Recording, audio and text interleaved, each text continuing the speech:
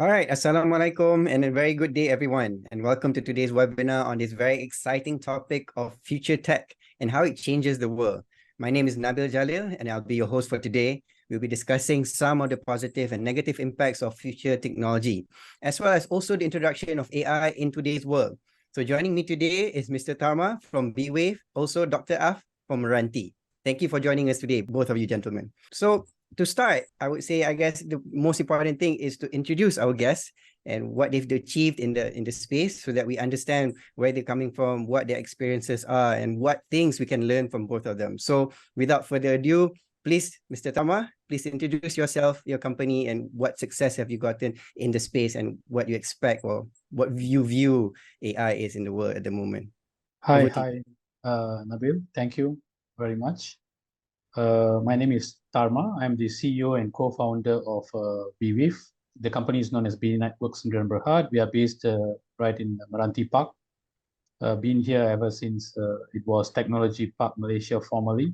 Amazing things are happening right here in Meranti Park at this point of time. BWIF is basically Internet of Things, or rather IoT, based prop tech startup. And we provide IoT solutions for built environments. So our clients are hospitality stakeholders like hotels, healthcare providers, for example, senior care living, hospitals, smart city property developers. We have been working with many public listed property developers. And we also work with telecommunication partners. For example, Telecom Malaysia is our official channel partner, actually, to bring the solution into the market. Things has been exciting. Things have changed pre-COVID and post-COVID. The awareness and appetite of corporate clients generally have tremendously shifted. What formerly they mentioned that nice to have, or is it, do we need to have all this? And now it has become a necessity. All right. Thank you, Mr. Tama. So next, I would like Dr. Af, without further ado, please introduce yourself and what do you do at Meranti and your hopes and dreams in this space as well. Okay, thank you, Mr. Nabil. Thank you, Mr. Tama. So my name is Faizal. I was with the universities before as a senior lecturer for 8 years in University Technology Malaysia, Johor Bahru. And after that, I comes up with the idea where I want to bring my IP, one of my IPs, into commercializations, where I set up my own company, a spin-off company. And then after a few years of running the business, now last year I exited the business. But since pretty much I'm still young, relatively, I think it's better for me to contribute to the nations. That's why I joined Meranti as the General Manager for Technology Commercializations. We look into the potential of research and the ideas that we can bring into the IPs. And from there, we help the innovators, how they're able to strategize the IP into commercializations through a lot of programs. And one of the things that I personally involved in Meranti here is to bring more investor, private equity and venture capitals to Meranti to support in terms of the financials infrastructures in Meranti, so that we can able to provide this the innovators in terms of financials. We launched our new platforms called Match platform. They're able to bring the innovators and the entrepreneurs into one platform, and also to showcase their products and attracting some more investors to invest to the ventures. So thank you, Mr. Tama and Dr. Af, for that introduction. Very short, crisp, and straight to the point. To be honest, right, what we have here today are very two inspiring individuals in the space. So I really look forward to learning from both of you today in this forum. So next, I would say, I guess, let's go into the topics that we would like to discuss for today. So the first is, we'd like to discuss what is the future tech is all about. What is it? What does it actually mean? What the role is in the ever-evolving world? What do you think about future tech and how it changes the world? So what is it to you? Is this word future tech? I think the right way to put it is that future tech is not necessarily something what the startups and entrepreneurs think this is what the future is going to be. Okay. It will be rather will the potential client willing to pay for whatever tech that you are developing, right? For the future. We can assume and presume, even can design and develop, be it a product that saves your energy, that improves the efficiency, or whatever, like what Dr. Af mentioned, predictive maintenance, and so many, right? They can be IoT driven, they can be renewable energy driven, and whatsoever. But the real future tech, I think they are always divided into two. One is you want to push the limit of science, the limit of innovation, to showcase the potentiality of mankind. I think that is one school of thought. I think, and one perspective where typically the academia, the scientists will do that, right? Where you have the tech ecosystem, particularly when the government agencies come in, commercialization is the fundamental. Any future tech that we are now pitching to our clients, we don't go in and pitch to them that, no, you have to buy AI or you have to buy IoT. We do share the knowledge to them that what is IoT, very briefly. We do tell them that what is AI, briefly, as well, in the context of whatever industry they are in, right?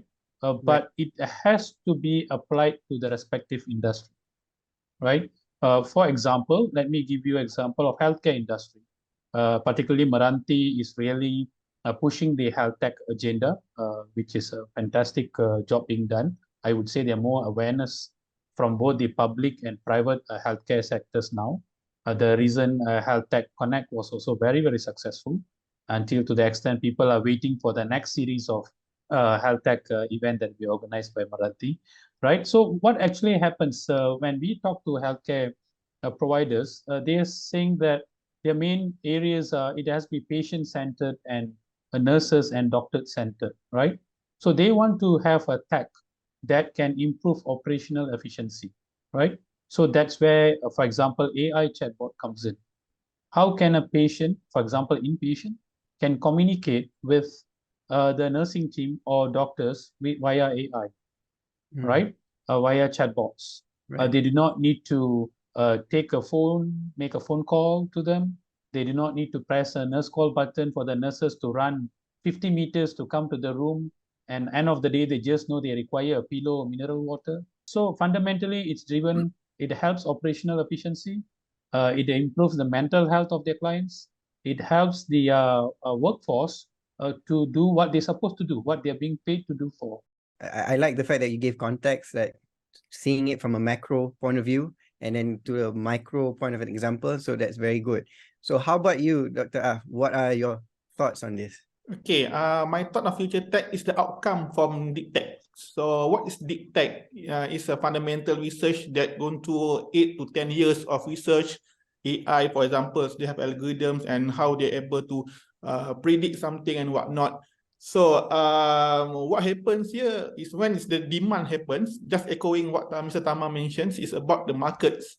So when there's a market needs this particular deep technology, then it will be applied into certain sectors. So this is the future tech, which is the outcome of what happening. What is how we can relate the deep tech with the particular market demands.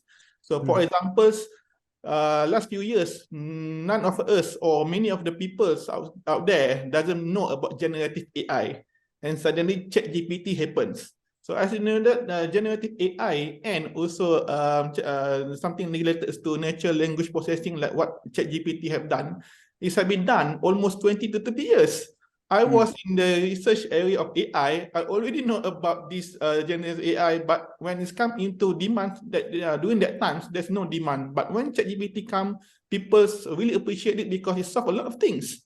So now, one of the future techs that people talking about is how we able to generate images from the words, which is part of the generative AI. So this is one thing that example of future techs that we can relate and to understand much further is pretty much how the deep tech deliver to the markets and produce the technology to be applied by the public. Understood. So what you're saying also is maybe some of the things that kita panggil future tech it's actually something that has been there for quite some time. It's just that the market doesn't understand it and there's no demand. Thus, there's no solution being put out there. But the fact that now, in this current day and age, AI is considered as a solution. That's where all these new solutions are popping up and people are pouring in money into it. Is that what you're seeing Yes, in your space, Dr. Af and Mr. Tama? yes, totally correct.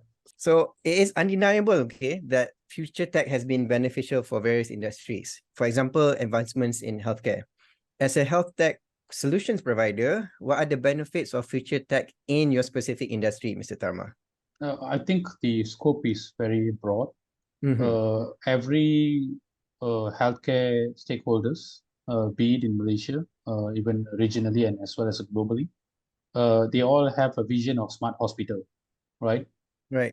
Everybody would like to achieve a smart hospital concept, but unfortunately, it is a very costly and ambitious vision. Mhm. Reason being, a lot of healthcare facilities has been around for the last 20, 30 years at least. And they have many complex legacy and proprietary solutions, right? Mhm. But we always educate the clients that changes doesn't need to be done for everything all at once, right? Right. We can actually pick the lowest hanging, and we always tell our clients, or rather educate our clients, about the potential technologies that are available, Mhm. and go with a very modular concept and modular architecture kind of solutions. I think these are the key important takes for any clients that we engage with. Number one, it has to be modular, right? Okay. So that the client does not need to incur heavy infrastructure cost, and Mhm. they can start small and then they can expand and scale as their business grow. That is one. And number two, it's of course it has to be agnostic. That they should never be locked by a single vendor, right? It has to be always a collaborative and a partnership approach, right? So that's why the moment you talk about innovation conferences and digitalization, you get Mhm. very good turnout of crowd. Everybody would like to see what they can do, what are the modules they can actually embrace, and so on. When you mentioned about the things that B-Wave specifically do for your clients when you have modular solutions, right? So what you're saying is most companies in Malaysia specifically, if they are trying to digitalize their business, is that the best go-to approach? Yes, fundamentally yes. So that they can start with something that is at a very small step, right? If you Right. want to do overall changes, it's not only the digitalization in terms of tech and tools that need to be deployed and implemented. Let's put aside the cost aside, right? Okay. Will your existing workforce ready to accept the shift, right? From being conventional to being completely digitalized.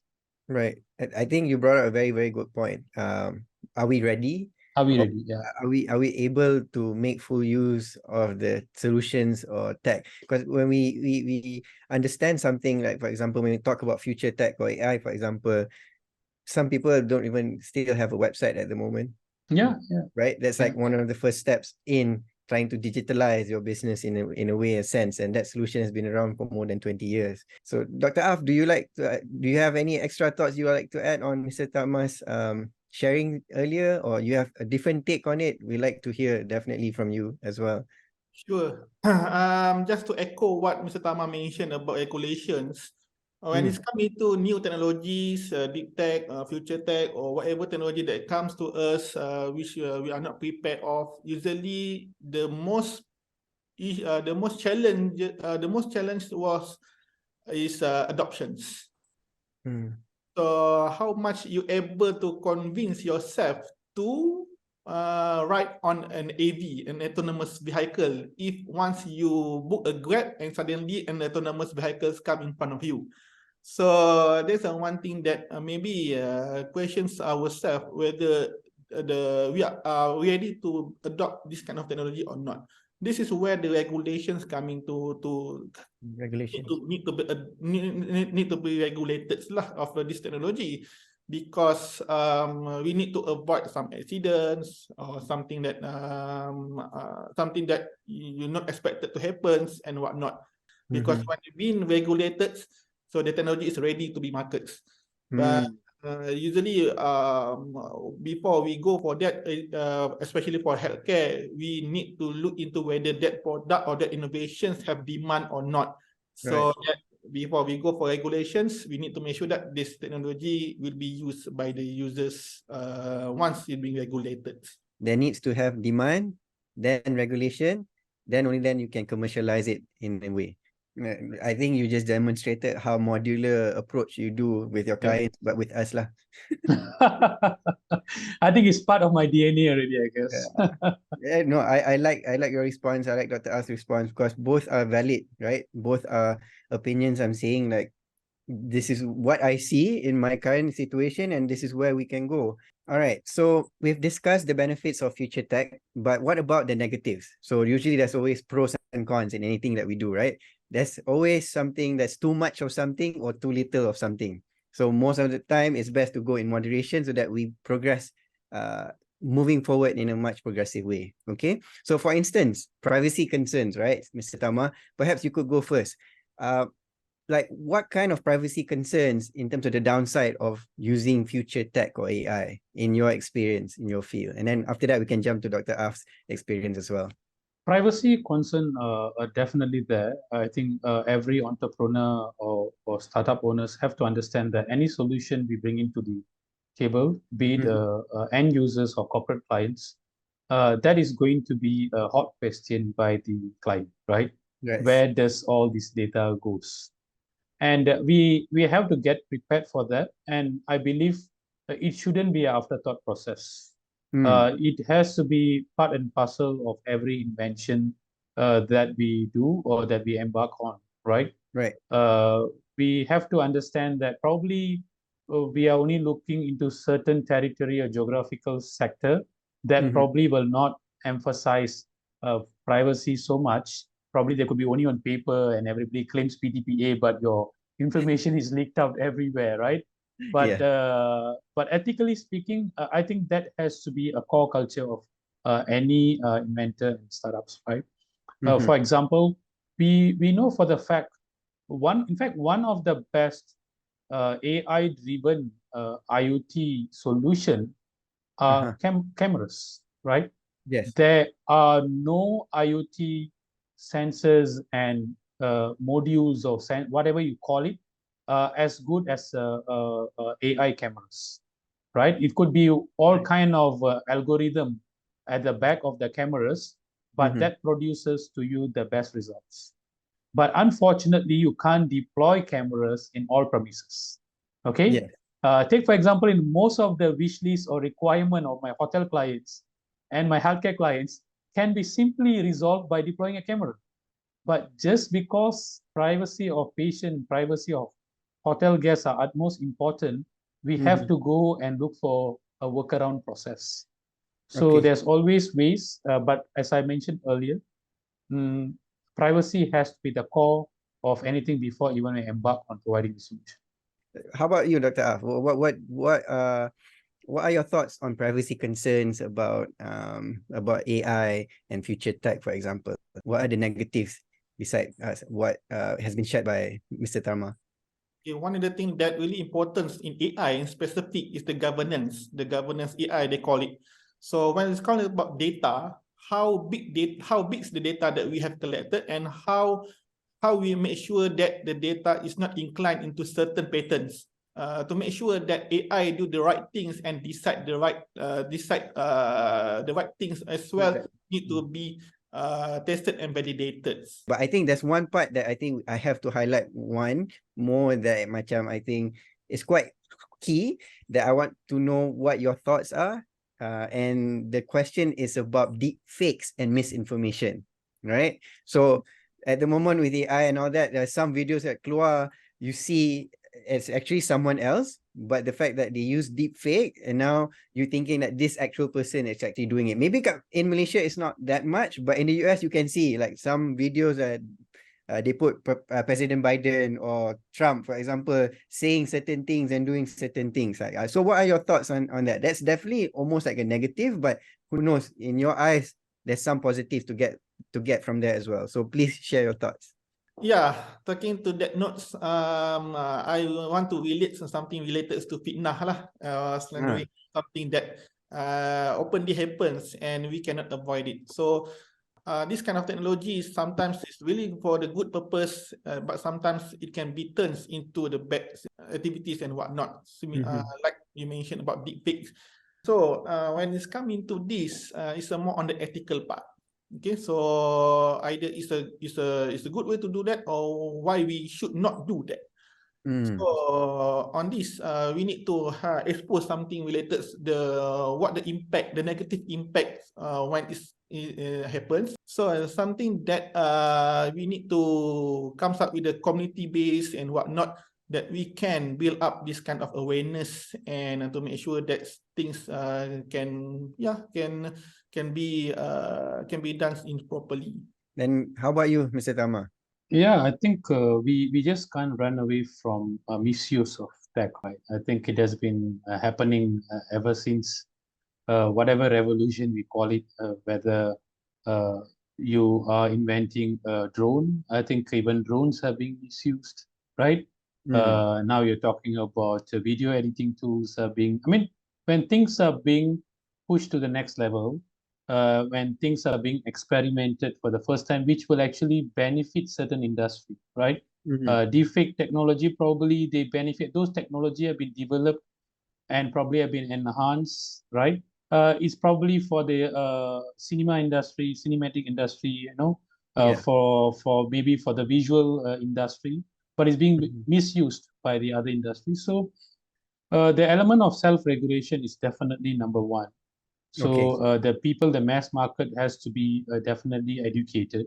If in schools, the education about finance and investments are being brought in, right? If we all already have the subject about pendidikan agama Islam and moral since our primary school, instead of the common values about baik hati, tolong menolong, rajin, right? All the core values. So I think those values has to be now related to misuse of tech, right? So I think it has been infused so that we all don't being the kids nowadays not being brought up just for the sake of memorizing it, and they don't know where they'll be actually applying all this. And I think for me as well, I am in agreement to both of you. As you mentioned earlier, there are two things that would help in terms of making sure AI doesn't go like take over the world macam cerita Terminator, for example, right? Even though that's the lowest form of AI. But what would Meranti offers in terms of like governance, in terms of support, besides the sandboxing and things like that? What do you think Meranti should play a role in terms of making sure that this future is still within our control lah, in some sense? Okay, right. So to deliver what we call the future tech into the human society, as mentioned, we need to understand the one terms in AI, we call it a singularity, where the technology and the people become one. In other words, the technology coexists in what kind of activity that we done in today. So to do that, what we at Meranti is doing here is we want to we also offer a few programs that we think that and we understand that this is going to help the innovators to understand that it's not about technology alone that can is pretty much what the problem that need to be solved. So this is where sometimes the technology is very bombastic and whatnot. When it's coming to the markets, is we just filter it out and whatnot, and screening and do some modifications, customizations, and then when it's coming to the customer's doorsteps, it becomes something that can easily to be used and whatnot. So for those of you who's watching this webinar, If you're thinking of going into tech, don't worry. There are people like Dr. Af and Meranti making sure that you're on the right step moving forward. Tak adalah nanti tiba-tiba lepas tahun dah buat creating a solution, all of a sudden you don't have product market fit, or your too regulated that you cannot do, and then all is for nothing. So kita dah cerita all about those heavy stuff, but I just want to segue a little bit, a question yang macam quite fun. So please try and share your thoughts on this. Be as fun as possible juga, or serious, don't matter, but I think this question would be very nice. So sebab when I grow up, I saw all those things like advertisements, commercial yang tunjukkan I had to draw those flying cars with the Malaysian flag, macam very futuristic lah kan. So when we saw all those flying cars and futuristic buildings, is this still a possibility for Malaysia? If yes, when? So I can say that is long way to go. I was thinking when MCO happens, of course there's a lot of bad things happen when you're MCO. And one good thing that MCO happened during that time is accelerate technology endorsements and whatnot. People are more into using the automation as also the technology. But unfortunately, when MCO ended, I can see that we come back to the square one, come back to our the original, the traditional way to do this. Nabil, when you mentioned to me those artwork, I think that reminds me, or rather, I think we all belong to the same generation. So in primary school, but let's discuss our age right after this call, not while we are live. But for me, my take is that I think we have, well, there are a lot of things we could have done, right? But I think we have done decently well as a nation, right? That's my take, right? For me, the question here is that back to what I've been saying throughout this conversation. What is the purpose? What is the need? Is it a wow factor? Do we want to show to the world that we are the first one to do that? And will it be eventually benefit the mass market, right? I think as what the government want to do, what the government agency want to do, will it benefit the mass market by having a flying car, right, in a artistic paper, masa buat pendidikan seni or whatever? I think that's nice, right? That you are pushing your limit, your imagination. I think that it serves the purpose of your artwork. If those days we were exposed that about sustainability, for example, about saving the planet, climate control, am I right? Waste management, food security.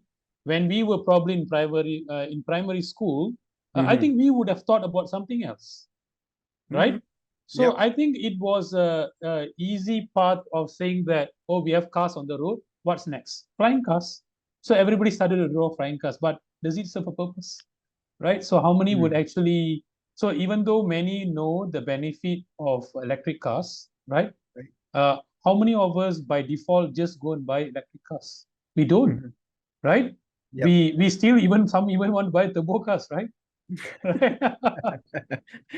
Right. So the choice really depends on consumers, and I believe by having a flying car doesn't mean that the nation or the country is successful. So moving forward, Meranti should be the main focal point, at least in the next 5 to 10 years lah, for tech and future tech, right? Betul, Dr. Af? Yes, I'm looking forward to do that because besides other agency in Malaysia, Meranti is the only agency that focus on this emerging technology and also the future tech. So you are at the right place, man. Just come here and we can help you out. All right, nice, awesome. So thank you so much, Mr. Tama and Dr. Af. You both have actually really provided very, very insightful and thought-provoking responses to the questions we have earlier. So with that, we've actually come to the end of this webinar session. So I like to recap 3 main points that both of you had also, I think, in agreement. Number 1 is we are at the beginning of the AI revolution. Yes, AI has been talked about for the past 10 to 20 years. However, in terms of application, now is the beginning of it. So whoever feels that they want to be on board, they want to learn more, this is the time. It's not too late, right? Number 2, there's always pros and cons in anything that we do. There's always a little bit too much of this, too little of that. But at the end of the day, technology is here to help us. So if we use it to the right areas, then we can benefit as a human race together lah. But if we don't, then that's where regulation comes in, education comes in as well. Am I correct, Dr. Af and Mr. Tama? And thirdly, I think what's most important is also to highlight the fact that if we want to become successful as a country or as Malaysians, we need to come together. We cannot work in silo. We have to come to places like Meranti. So I think those are the main key things that I think I'd like to share with the people who watched the entire webinar with us. Thank you once again to Mr. Tama and Dr. Ah for the insightful discussion. We really appreciate it. I'm Nabil Jalil. Take care, everyone. See you again. Assalamualaikum. Bye.